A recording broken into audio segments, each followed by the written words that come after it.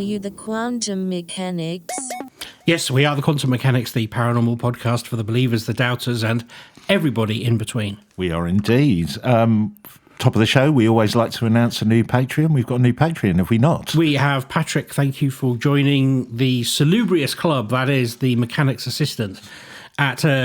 what's it at? It's patreon.com/TQM pod, or follow the links in the show notes. Will take you there. You get our normal episode, normally a week early, ad-free. You get our exclusive Patreon episode, Ben and Peter's Extra Scoop, which we're doing a little bit more with recently, so that's worth checking out. Access to our Discord server. We also have a really lovely community building there, and we keep threatening we're going to be doing a Zoom get-together, and then we forget to organise it, but we will be doing it, we promise. Oh, we'll definitely do it. Yeah. So thank you, Patrick, and all our Patreons for helping support the show. It's a nice little club, and as I say, I did buy a coffee in London that was £2.20 more than a month's worth of our Patreon. So it's worth every penny. Yeah. Are you deliberately going into like Fortnum and Mason's to get yourself a flat white? Is that what you do? Oh, there's a place where I often spend a lot of time for working. Just down from it is, and I don't know because it's in premium real estate for London, is a shop which only sells hot chocolate. I mean, you can get a coffee in there. Right. I got a mocha. But it is eye-wateringly expensive for a hot chocolate. And, of course, it's like single cocoa bean. No, I was going to say blend. It wouldn't be a blend, would it? But it's that sort of thing where you go in and they're like, where would you like your bean to come from? And the Oompa Loompas are guarding them out the back. It's so expensive. And I just wonder who was sitting around one day going, you know what this place needs is a very, very, very premium hot chocolate. Wow. I mean, I'm not casting aspersions, but how can you make a business like that pay? Anyway, that's for a different podcast. Well, I've got a slight one. I'm starting to believe, Ben, that my home is somehow a portal to an alternate universe. Okay. Because over the last year, it seems like at least once a month I buy 2 iPhone chargers, one for my office, one for the kitchen. And then they just disappear, and then I have to buy new ones. I think this is more connected with my daughter, but I don't know what she does with them. So I can only assume there's some weird portal and some kind of poltergeist is taking my iPhone chargers into an alternate reality. For me, it's Bic pens, but yes, the same thing happens. I don't have any teenagers around. I bought 50 Bic pens in a packet over Christmas. I got 47. No idea where the other 3 are. So maybe we have some very specific paranormal activity going on in our homes. Portals. Right. Well, let's move on to today's episode. Now, a couple of weeks ago, Ben, you referenced the classic sci-fi series Doctor Who. It was in connection with the stories of disappearing dogs and other weirdness with Clapham Forest. And that got me thinking about that feeling I had as a kid watching Doctor Who, hiding behind your hands. And I know people say about hiding behind the sofa, but there wasn't enough space in our house to hide behind the sofa. But you know what I mean by that. And I really highlighted to me when I was a kid, I'm sure I've mentioned this on the podcast before, but when I was quite young, we were in Blackpool, my dad took me to see a Doctor Who exhibition. And we queued, I remember, for ages. Took ages to get in there. And it was mainly like a big room with loads of Doctor Who villains and creatures in.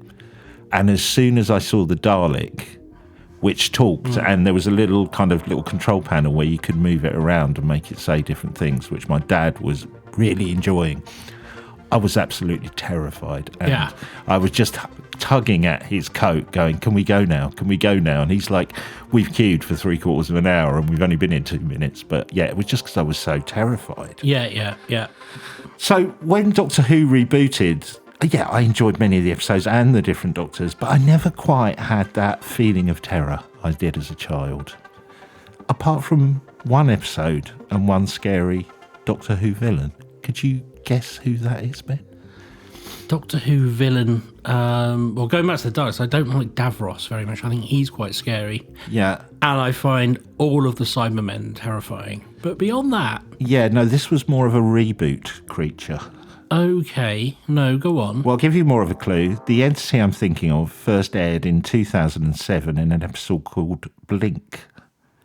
Oh, the Weeping Angels. Yes, it featured the scary creatures are known as the Weeping Angels. Yeah, okay, yeah, they are terrifying. I'll give you that. For those of you who may not have seen it, I can't believe many of our audience have not, but the episode features these, I guess they're terrifying statues that would move closer to you if you looked away from them or even blinked. Yeah, they're the sort of things you see in churchyards. They are like human in size, if not a little larger. Yep. Winged angels, female, and in the churchyard they are often seen weeping into their hands in sorrow. There's one of these in the churchyard, Newnham on Severn churchyard. Okay. Because that's where my dad lives, and I can see it from the bedroom window when I stay over. Does it freak you out when you look at it? It really does. It really does, because the church is lit up at night, and you can just see this thing, and you're just like, has it moved? Has it moved? Is it coming closer? Well, the Weeping Angels have been voted in various Doctor Who polls, recent polls, as the scariest Doctor Who villains, even beating the Daleks in many of those polls. I can see why. I'd forgotten those completely when you were initially asked me. Yeah, okay. Well, according to Stephen Arnold of Paranormal Daily News, writer Stephen Moffat, who created the Weeping Angels, was inspired by a number of sources, including what he claims was an encounter he had with a Weeping Angel statue in a graveyard, which mysteriously disappeared when he returned to view it at a later date. Oh, really? Yeah, this will give him the idea. Speaking at the Oxford Union in 2016, Moffat said, "I walked past this graveyard and it was chained up with a sign that said unsafe structure within. I thought, I'm going to have a look at that. Inside was a weeping angel, and that's where I got the idea from." Several years later, so it wasn't like immediate, Moffat returned with his son to find that the angel had gone. He said there was a sign that said unsafe structure within, but no weeping angel. He recounted, "There are two possible explanations. One is the weeping angels are real. The other is that I somehow made up the weeping angel and it was never there. And here's the thing that bothers me to this day. I don't think I envisaged that. I think I clearly saw a weeping angel, but I can't find it anywhere. I can't find it in the records." Okay, yeah. I mean, a lot could have happened, right? You know, because it was several years later. But unsafe structure. Yeah. Is what I'm thinking, like it was moved. Yeah. But interesting, he did do some research about whether there was a weeping angel statue there, and he couldn't find that there was. Doesn't mean that there wasn't, but, you know, okay, it's not a pure paranormal background to the creation of the weeping angels in Doctor Who, but it certainly has an element of high strangeness about it, and obviously was an inspiration for Moffat to kind of develop these characters further and this idea. So, I mean, it could also be something that he has brought. I mean, we've spoken about it a million times before, but something that he has imagined and then has brought to life. Yeah. But he hadn't invented them by then. No. So, yeah, okay, that's a really high strangeness encounter then. Yeah. Well, Stephen Arnold, who I got that story for the article from, he does list some true examples of statues that have seemed to spookily move on their own, including one at Manchester Museum. I think we briefly mentioned this before, but it's worth looking into again. So according to the curator of the museum, Dr. Campbell Price, he says, "Most Egyptologists are not superstitious people. When I first noticed that one of our Middle Kingdom statues had been turning around 180 degrees to face the back of its case in our new Ancient Worlds galleries, I wondered who had changed the object's position without telling me. Yet the next time I looked into the case, the statue was facing in another direction, and the day later had yet another orientation. None of the other objects in the display had moved. The case was locked, and I'm the one that only has the key. The statue had as always intrigued me. The inscription on the back pillar reads, 'An offering which the king give to Osiris, Lord of Life.'" Oh, the dog's back with the snoring. Good Lord. I don't know if you caught that on the mic, but that was good. But the back of the pillar reads, "An offering which the king gives to Osiris, Lord of Life, that he may give a voice offering, consisting of bread, beer, oxen and fowl for the car spirit." K.A., not C-A-R. Oh, yeah. I mean, that's the kind of offering I think we'd be happy with. Bread, beer, oxen and fowl. Sounds like, yeah, that's basically a burger and a beer. Yeah. But so this thing, how big is it? I'm imagining it's like hand-sized. It's a reasonable size. I don't think it's not full life. Somewhere between a hand and full life, I would say. So, and it is, as is known with these statues of this date and type, there is someone's name on it. It says Nebsino. It's inscribed on the front of the statue's base. So I don't know if that implies it is a statue of them or it was created for them. Or he took it to school for a show and tell and the teacher insisted it had to be labelled. But so this thing is in a glass cabinet, presumably with other stuff. On a shelf of glass.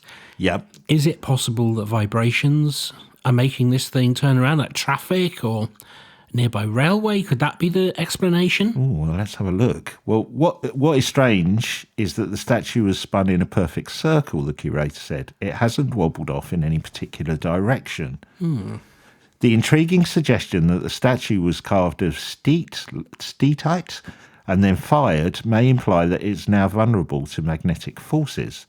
But if so, why did it not move on its glass shelf in pretty much the same position in the old Egyptian afterlife gallery? So it was somewhere else and it didn't move, and it got here and it did move. Now, you may be onto something, Ben. The mystery looks like it's been solved. An engineer was called in to look at the statue, found vibrations from a busy nearby road were apparently causing the 3,800-year-old figure to rotate. Ah, okay, that does make sense. The convex base of the figure made it more susceptible to spin around than the cabinet's other artefacts. Yeah, okay. And the only reason I thought of that is I know it's such a mundane explanation, but when I was growing up, my granddad owned a transport transport garage where lots of lorries would start up in the morning, and they lived next door to it. And down the corridor towards their back door were all of these glass ornamental goblets and things like that. Right. And after the lorries had left in the morning, I remember my grandmother, it was one of the things she would do is go and straighten them all out, because the vibration of, I guess there was about 12 diesel lorries, would move all of them a little bit. Wow, so they had to do that every day? Yeah. Pretty much, every weekday or whatever. Every weekday, yeah. Yeah, wow, okay. Yeah, blue tack, that would be my option. But maybe it's not good for the statue. It does kind of raise the question, though, that it's funny how something Egyptian always has this kind of spooky, paranormal thing to it. It's almost where you leap rather than a logical explanation, isn't it? Yeah, I mean, because of its origins, you're sort of tempted to go to, there's a curse to it or there's a spirit to it. Yeah. So are there any on that list that are like, okay, you can't explain this one? Not really. That's probably, that's probably the best story in the list. The others were, the others didn't really have, the others were a bit more like the Stephen Moffat story. It was there and then it disappeared, but there's no way of checking that somebody hadn't nicked it or moved it or whatever, Shall we move on? Would you like to hear, Ben, about the oldest statue ever discovered? I would. I bet it's something. Oh, I bet it's of some genitalia or something, isn't it? They usually are. It isn't. We've got some genitalia coming up, though, for you genitalia fans. Coming up on the extra scoop. Yeah, okay. Now, this statue is called the Shigir Idol, and according to Nora McGreevy of the Smithsonian magazine, its discovery has major implications for the study of prehistory. So this wooden statue was discovered by gold prospectors in 1890, found at the bottom of a peat bog in Russia's Ural mountain range. Now, the Shigir Idol was credited as being the oldest example of a statue ever discovered, but new research in 2020 has established that it is even older than was originally believed. So the object, it's described as a unique object. It's a 9-foot tall kind of totem pole, and it's composed of 10 wooden fragments carved with expressive faces, eyes and limbs, and decorated with geometric patterns. It represents the oldest known surviving work of wooden ritual art in the world. More than a century after its discovery, archaeologists continue to uncover surprises about this astonishing artefact. As Thomas Terberger, a scholar of prehistory at Gothenburg University in Germany, and his colleagues wrote in the journal Quaternary International, it's a weird title, isn't it? Quaternary International. They wrote in January 2020 that their new research suggests the sculpture is 900 years older than previously thought. Based on extensive analysis, Terberger's team, this is incredible, now estimate that the object was likely crafted about 12,500 years ago at the end of the last ice age. 12,500, okay. I mean, this thing's big, right? Right, yeah, okay. I mean, this reminds me of what we were talking about the other day, the destroyed civilizations by the ice. How, I guess it's quite a complex piece. Is it carving? It must be carving. It's carving. It's really complicated. Yeah. Right, okay. We'll put some images of it on Facebook and at patreon.com/TQM pod so you can have a look at this thing. It's incredible. It does look amazing. Its ancient creators are said to have carved the work from a single larch tree. I'm not sure what a larch tree is, but that's what they did. Monty Python, the larch. And that tree had 159 growth rings. So I guess by implication, it was the wood was 159 years older than the thing. Mm-hmm. The people who in the study say the idol was carved during an era of great climate change, when early forests were spreading across a warmer late glacial to post-glacial Eurasia. Terberger tells France Linz of the New York Times, "The landscape changed and the art, figurative design and naturalistic animals that were associated with paintings in caves and carved in rocks did too, perhaps as a way to help people come to grips with the challenging environments they encountered." According to Sarah Cascone of ArtNet News, the new findings indicate that the rare artwork, this is incredible, predates Stonehenge, which was created around 5,000 years ago. So it predates Stonehenge by more than 7,000 years. Good Lord. Stonehenge to me, it feels so long ago that it's almost impossible to try and imagine how long ago it was. And of course, when we did Stonewatch and went to the Rollright Stones are older than Stonehenge. Yeah. And they almost feel impossible. So, in fact, 12,000, if my memory is right, this piece of carving, this piece of artwork is about the same age as the Rollright Stones. Right. It is incredible. So that just shows that there are skills around, because coming out of the last ice age, we still consider people to be the hunter-gatherers that we sort of learned about in school in the those Ladybird books, and the fact that they wouldn't have had time to have done a carving like this because they were too busy trying to find something to eat, and they would be moving on. So this really does put another piece of evidence in the way of that isn't necessarily true, because also there's the natural bedfellows of art and farming go together. So this sort of implies that there was some farming going on. Yeah, well, you're right. And the complexity of it when you see it and the size of it is just incredible. Just again, we've talked about Stonehenge. It is twice as old as the pyramids, this art, so it's incredible. And of course, as we're a paranormal podcast, I assume this thing will steal your soul if you stare at it. Well, there is. We'll come on to some of the carvings because there's big debate about the carvings. The Times reports researchers have been puzzling over the age of the Shigir Idol sculpture for decades. This is really interesting. The debate has major implications for the study of prehistory, which tends to emphasise a Western-centric view of human development. Apart from the fact that this statue dates back to a period when our ancient ancestors were not thought capable of creating such complex art, to add to the mystery is the artefact's likely purpose and the strange carvings on it. As ArtNet News reported, the complex symbols carved into the object's wood surface indicate that its creators, this is fascinating, made it as a work of what they call mobiliary art or portable art, that was carried around for ritual significance. Oh, okay. So maybe there was an element of nomad living then. Yeah. But okay, so it has a religious connotation as well. That's what they think. So Right. co-author Svetlana Savchenko, the creator in charge of the artifacts at the Sverdlovsky Regional Museum of Local Law, I'd like to go there, tells the Times that the 8 faces may contain encrypted references to a creation myth or the boundary between the earth and sky. Oh, nice. Researchers have further speculated that the statue's symbols, which include triangles, rhombi, and zigzags, might be representations of cosmological concepts, mountains, rivers, and paths of the sun or celestial bodies. The vertical arrangement could symbolize an access mundi or a ladder between the earthly and the spiritual realms.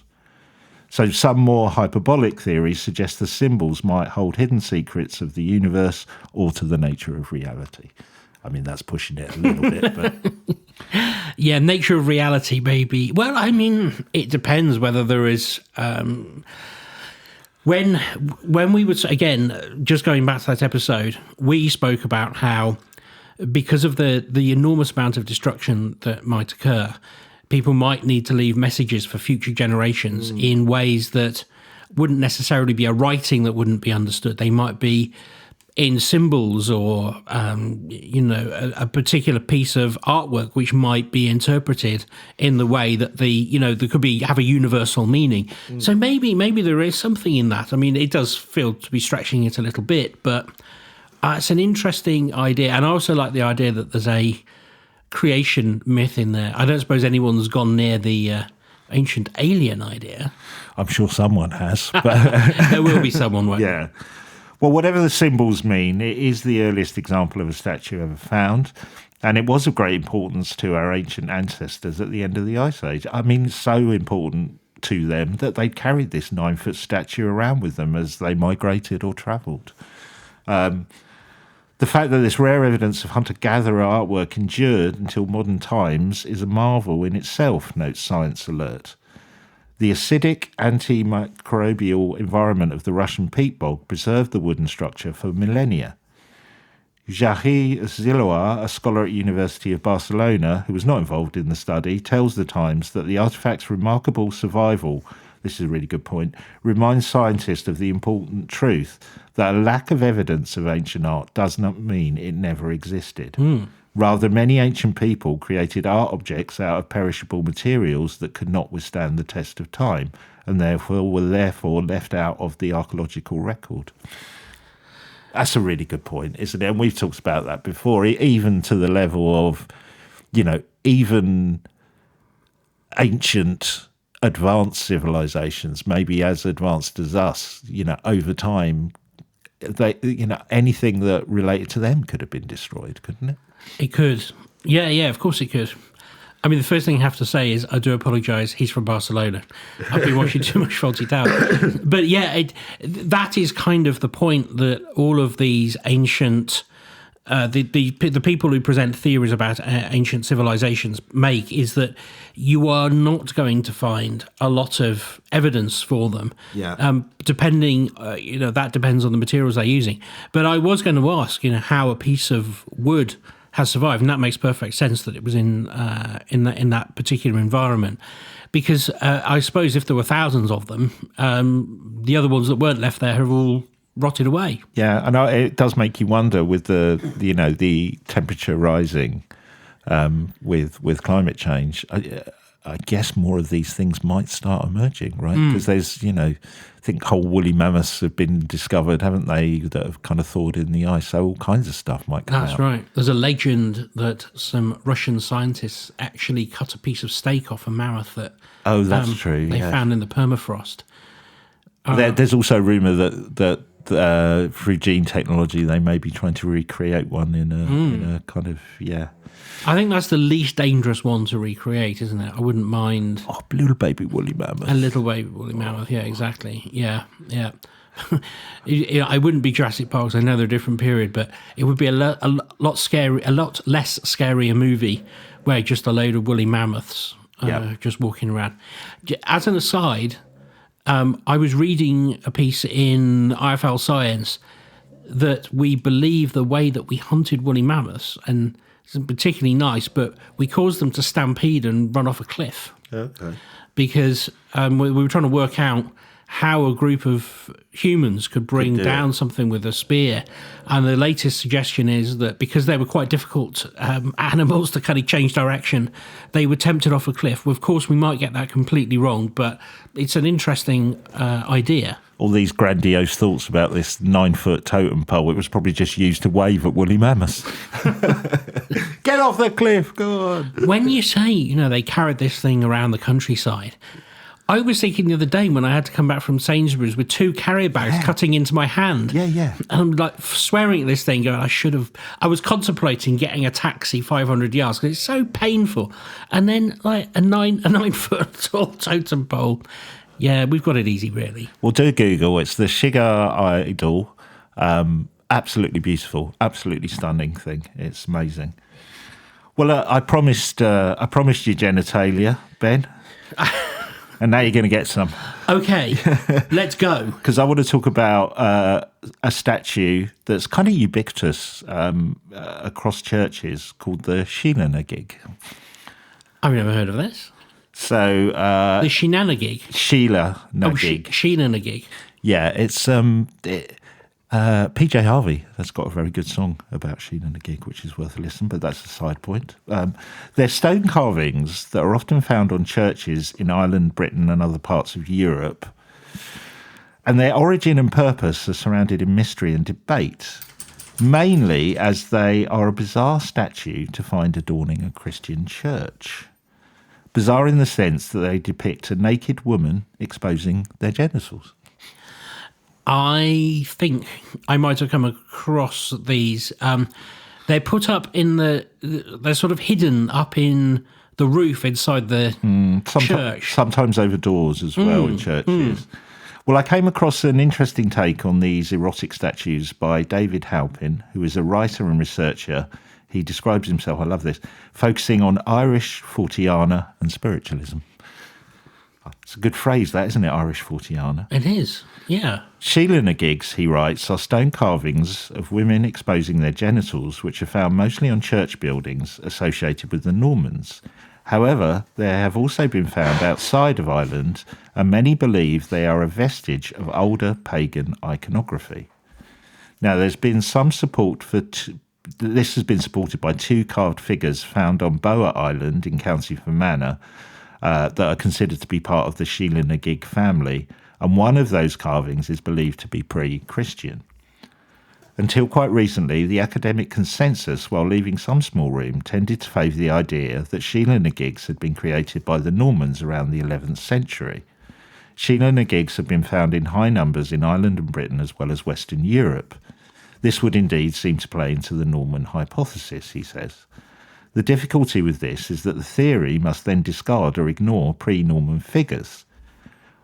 Comparative scholarship within anthropology and archaeology has shown that the archetype of the Sheila-na-gig can be found worldwide and as far older dates.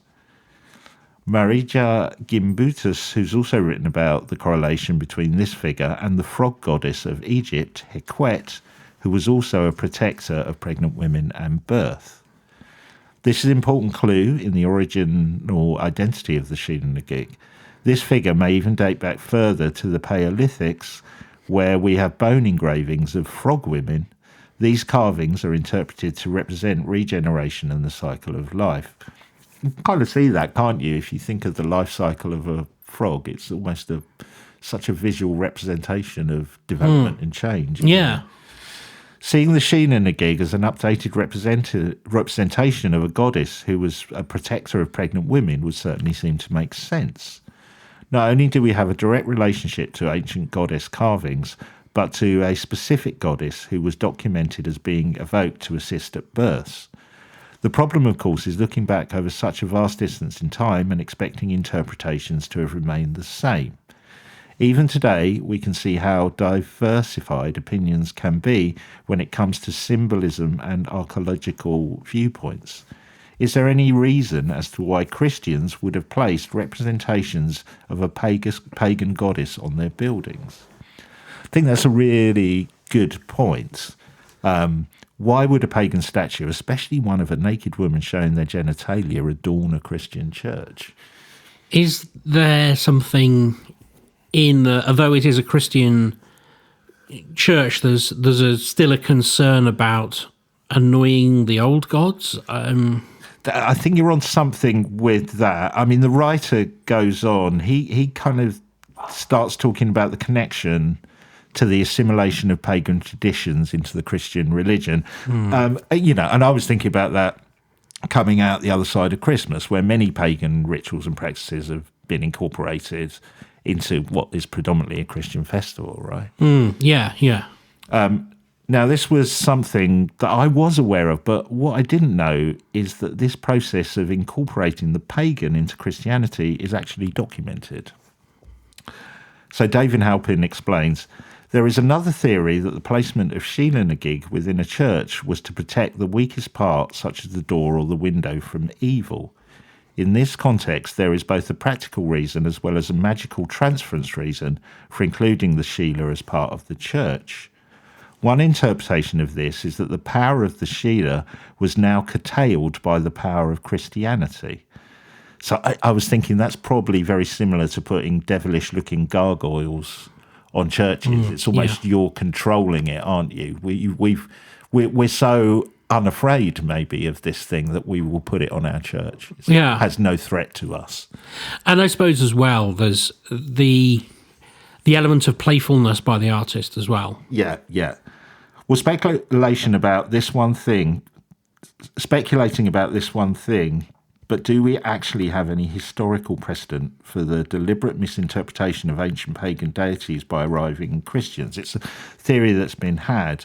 But he came across a letter. He says, actually, we have much more than that.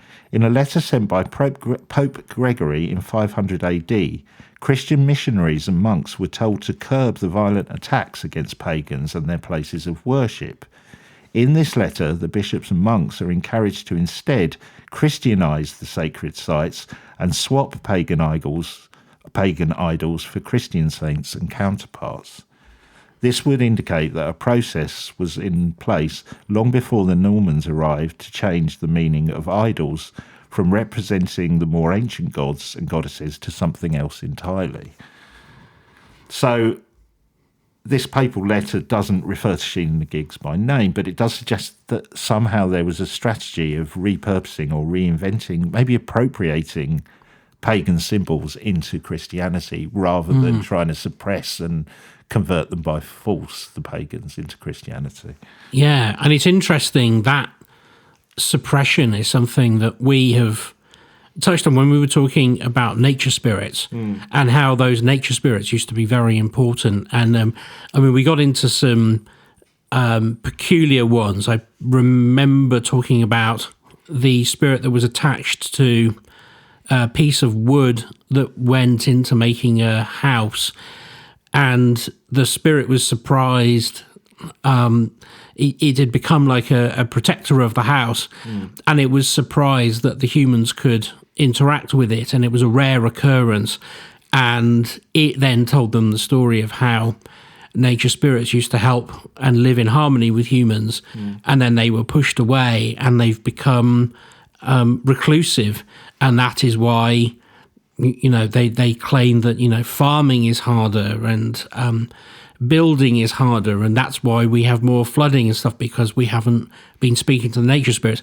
And that would sort of go along with what you were saying there, is like suppression and replacement rather than destruction. Yeah, well, conversion is a better strategy than oppression, right? Yeah.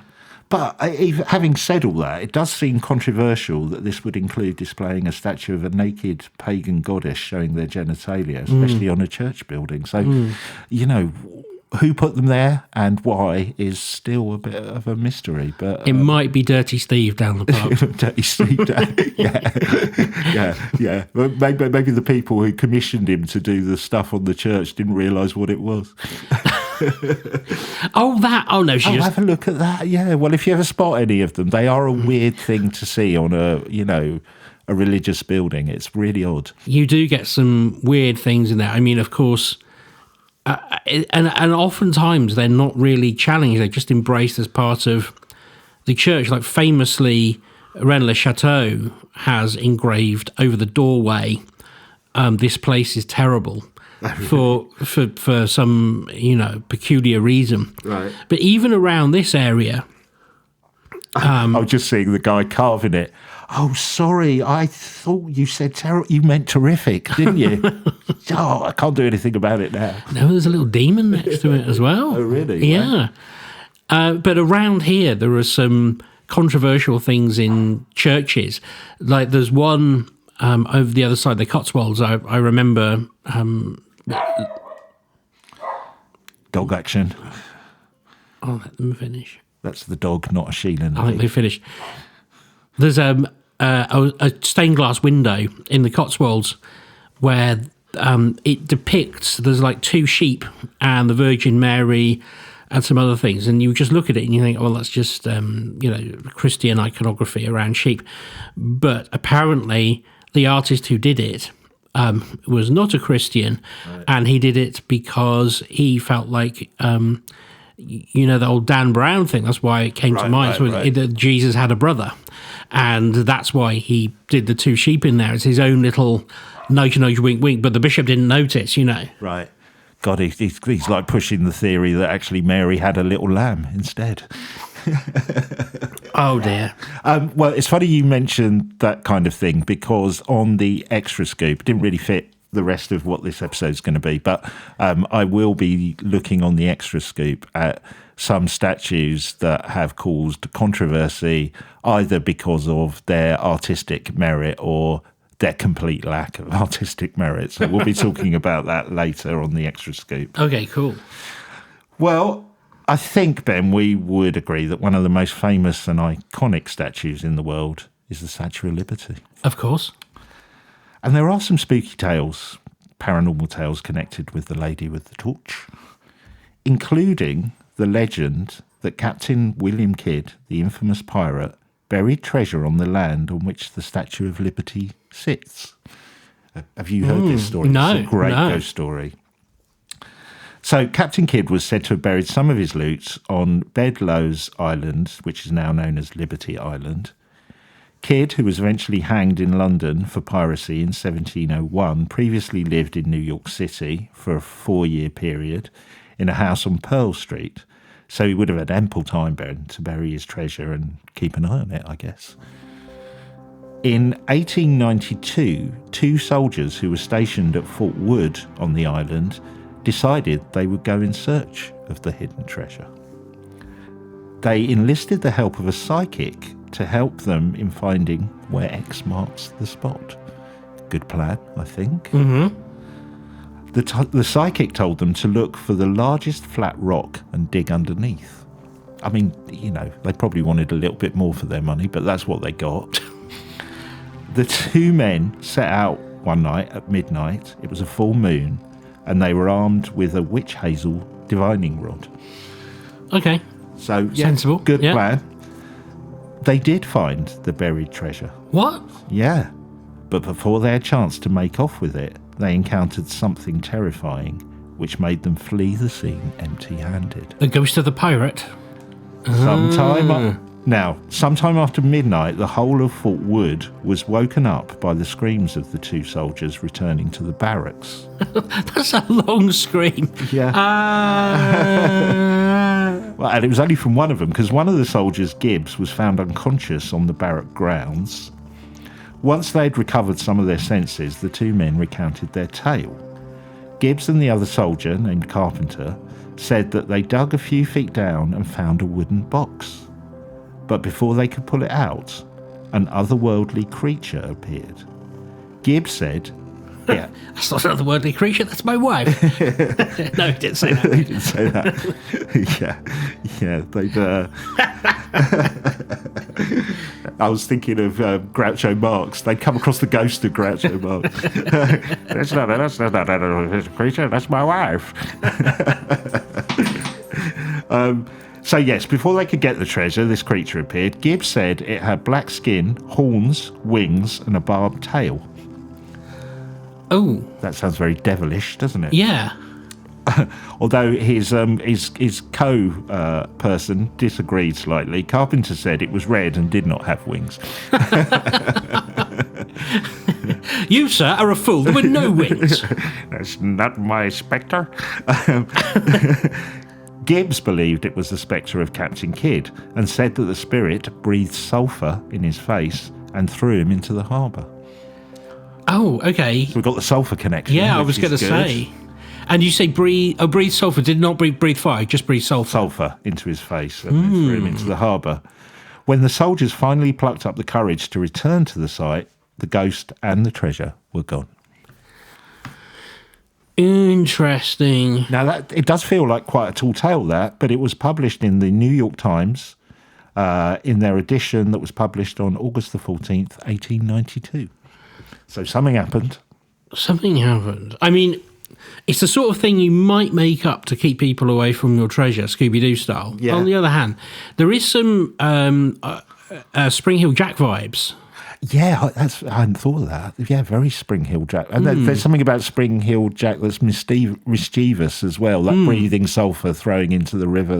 I would imagine Spring Hill Jack would have done some of that. That's really interesting. So like a guardian spirit of... I mean, it's possible, maybe the pirate set a spiritual trap or something. I don't know. Interesting. I've never heard that story before. Yeah, So yeah. what happened to the treasure? Presumably someone else found it, or was it again lost to time? Never found. A bit suspicious, but yes, Suspicious, okay. but from the New York Times, so, The failing New York Times. Yes.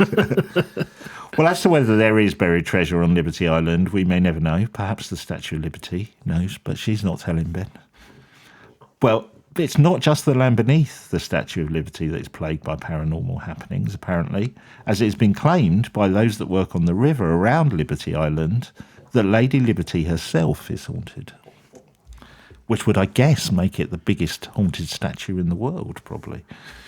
Ever since the statue made her home on the island, rivermen have reported strange, spooky sounds coming from the giant structure, especially close to the witching hour of midnight. The sounds have been described as a strange, unearthly rapping coupled with unholy moans.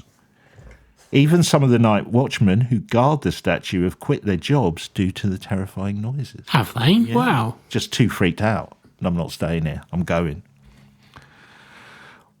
This is one of those, though, Ben. Rather than a paranormal activity, there may well be a more scientific explanation for these weird sounds. The statue is formed from enormous copper plates that are riveted together. Changes in temperature and other weather causes the rivets to loosen. The dampness which draws in from the water from all four sides forms a thick coating of copper verdigris on the rivets, eating away at the copper. Doesn't weaken the statue materially, but it affords a certain amount of play between the overlapping sections, so these large plates. The contraction of the sheets causes a strange rapping sound and moaning noises. And of course, I guess if you're late at night, away from the hubbub of daytime New York, those sounds can be heard inside the structure and by those who are on the river. Yeah, I can see that. And of course, that movement is what allowed Ghostbusters in Ghostbusters 2 to make the statue move. There you go. I was thinking that while I was thinking of Ghostbusters 2. Honestly, of all the ways to do a sequel. Anyway, let's not get into that. not get into that. Oh, terrible. Well, I want to give an honourable mention to the Iron Pillar of Delhi. I don't know if you've heard of this. We should do that on every episode. The Iron Pillar of Delhi, no. Well, it follows quite nicely from the last story. That I guess it's more of a monument than a traditional... It's not a humanoid statue. It's more of a monument. So I'm slightly pushing my luck with it. But the Pillar of Delhi is also surrounded by mystery. The pillar rises above the central courtyard of a mosque in Delhi.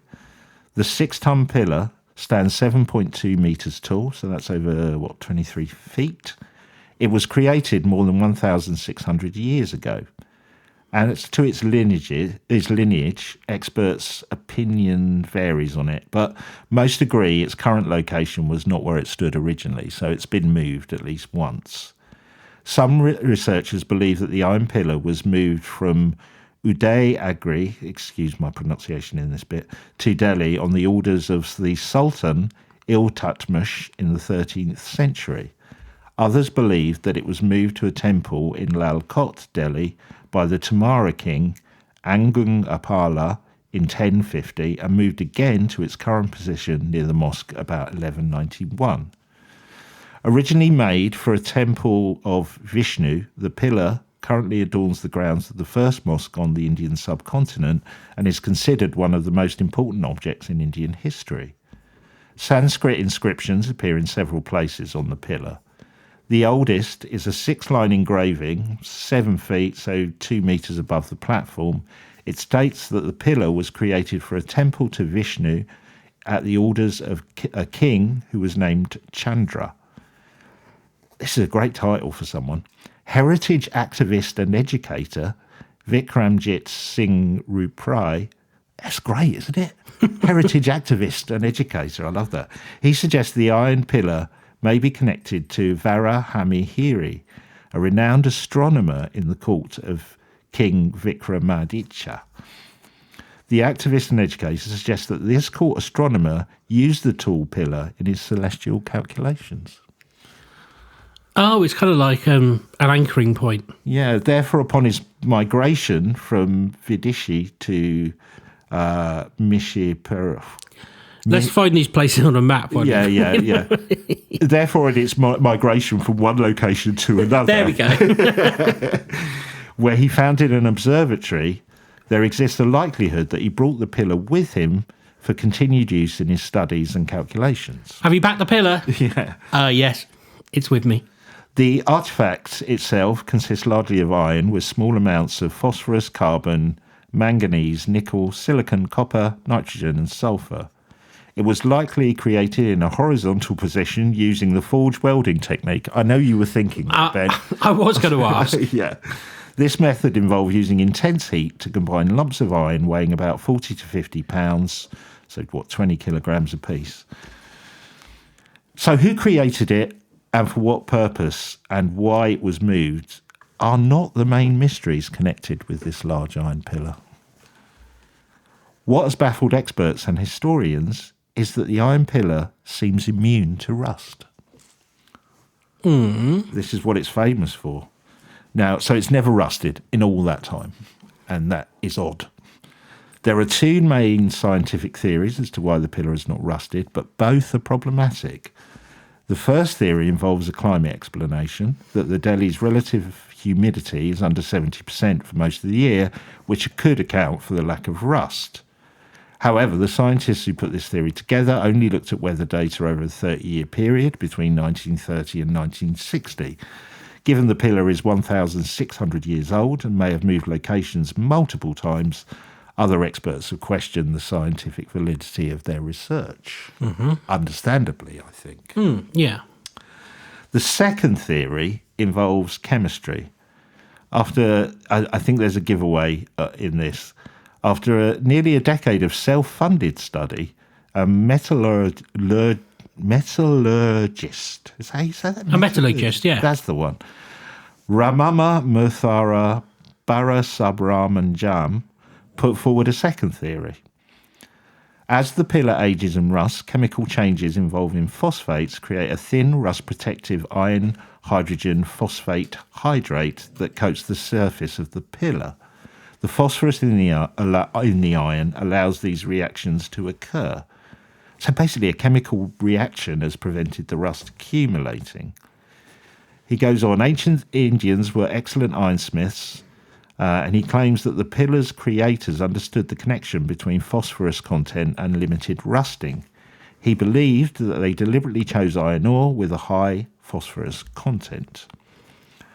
He says further research is needed regarding this theory, for if true, the pillar's properties may serve as a model for the future development of corrosive-resistant iron, which suggests it's a skill or process that has been lost over time. So, not demons. not demons, but so, again, it's back to that kind of idea of lost civilizations. Yeah, exactly. Yeah, lost knowledge. Yeah. And it's worth pointing out, I don't think there are any other reliable thoughts on this idea of phosphorus anti-rusting properties. So it's highly debatable, his self-funded research. So Self-funded. Yeah, that is the problem with it, isn't it? so it's not a traditional statue in a sense, not necessarily paranormal, but the Iron Pillar is a mystery as to why it's not rusted. Yeah, I mean, I like the idea that it's used for observations, but again, those mysterious objects, it could be almost anything, and I love that sort of the possibilities that an object like that gives you. Yeah.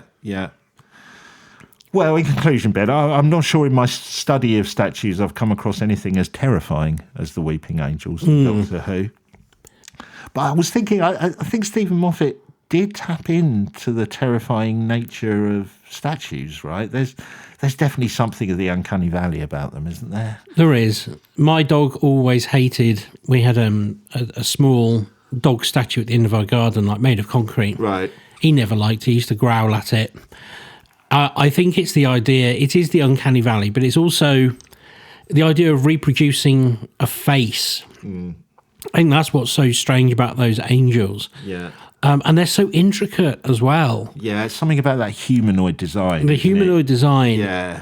And knowing that, essentially they are standing over a dead person. I mean, that is kind of what their point is. Yeah. But, I think all of those statues have weird connotations. Like when we talked about the ancient Egypt, walking through where all the statues are in an ancient Egyptian museum piece, you do get this idea of like they really loved walking around being watched and looked at. And the idea that these gods, it seems silly to us sometimes that people would carve a statue of a god and then worship it, but you don't have to spend very long with them until you feel like they're following you around the room.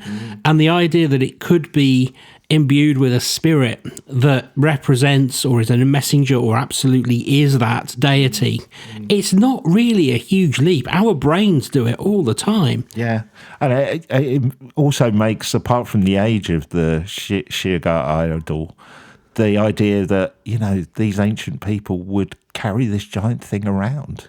So literally it was following you wherever you went. You know what I mean? They would carry it, which I just incredible. I mean, I was surprised at this. I think I've mentioned this on the podcast before. There is not, as far as I can find, a specific recognised phobia relating to statues. They do fall into the category of automaton phobia, which includes the fear of mannequins and wax figures, and also megalophobia, which includes the fear of large structures and monuments. So I guess the Statue of Liberty probably fits into both, I guess. Yeah. But you would have thought there would be a specific one, wouldn't you? But there isn't. Yeah. Well, as I mentioned, on our Patreon exclusive Extra Scoop, I'm going to look at some statues that are scary from a non-paranormal perspective, either because of their disturbing art or terrible execution. So come and join us there for that at patreon.com/TQM pod, or click the link to become a Patreon in the show notes. You're going to talk about that one, it was a footballer. Was it Maradona? Yeah, there's quite a few. I'm not going to talk about that one, but there's a really appalling one of Lucille Ball, which just looks terrible. Yes. Oh wow. Yeah.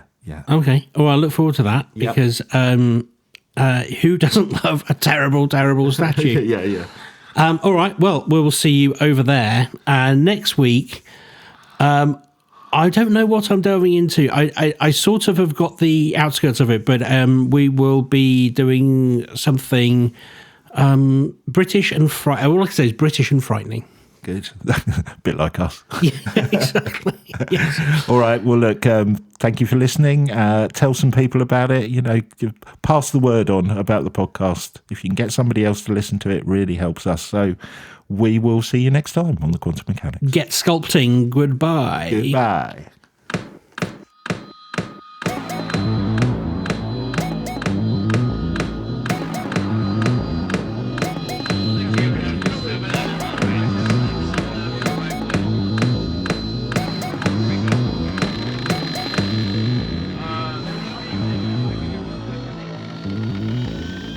Are you the quantum mechanics?